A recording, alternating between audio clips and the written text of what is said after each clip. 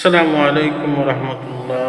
সম্মানিত প্রিয় বন্ধুগণ, চিত্রনায়ক সালমান শাহ, আসলে তার সাথে যা হয়েছে অন্যায় হয়েছে। আমি এই মরহুম চিত্রনায়ক সালমান শাহকে ব্যক্তি হিসাবে অনেক ভালোবাসি। উনি খুব ভালো মনের মানুষ ছিলেন, ভালো মানুষ ছিলেন। সব থেকে বড় কথা হচ্ছে উনি চিত্রনায়ক হিসাবে তিনি পরিচিত। নায়ক হিসাবে উনি ভালোই ছিলেন, খুবই ভালো ছিলেন নায়ক। এমন নায়ক আর এই বাংলা জমিনে আসবে না। সম্মানিত প্রিয় বন্ধুগণ, তিনি হচ্ছেন আমাদের সিলেটেরই মানুষ, তাই ওনার জন্য একটু আমার মায়া লাগে। এই আর সব থেকে বড় কথা হচ্ছে তার সাথে যা হয়েছে অন্যায় হয়েছে। আমি চাই এই অন্যায়কারীরা অবশ্যই তারা শাস্তি পাওক।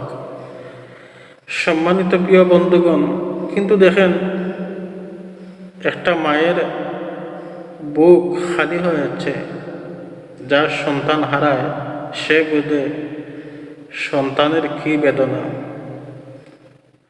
সম্মানিত প্রিয় বন্ধুগণ, নায়ক সালমান শাহের সঙ্গে যা হয়েছে অন্যায় হয়েছে, অপরাধীরা অবশ্যই শাস্তি পেতেই হবে।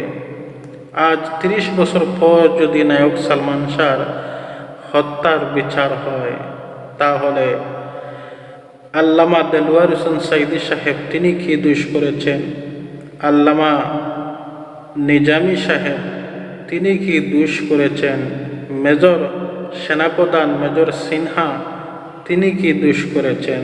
তাদেরও বিচার কেন হয় না? আমার প্রশ্ন হলো সরকারের কাছে, তাদের বিচার কেন হয় না? দেখেন, আল্লামা দেলোয়ার হোসেন সাইদি সাহেব তিনি তো কোনো নায়ক ছিলেন না, তিনি ছিলেন দ্বীন ইসলামের পথের নায়ক। সম্মানিত প্রিয় বন্ধুগণ, তিনি একজন আলেম ছিলেন। আল্লামা দেলোয়ার হোসেন সাইদি সাহেবকে মিথ্যা মামলা দিয়ে, এমনকি মিথ্যা অপবাদ দিয়ে রাজাকার হিসাবে এনাকে তিল তিল করে মেরে ফেলা হয়েছে।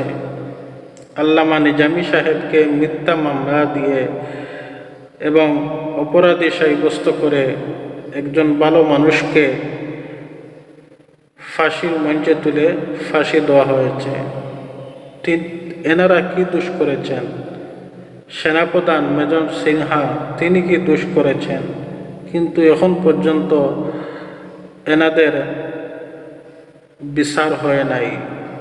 অথচ 30 বছর পর নায়ক সালমান শাহর বিচার ঠিকই হচ্ছে। দেখেন, আজ হোক কাল হোক, ইনশাল্লাহ এদের বিচার হতেই হবে। এটা বাংলার জনগণের আশা আকাঙ্ক্ষা। আসসালামু আলাইকুম রহমতুল্লাহ।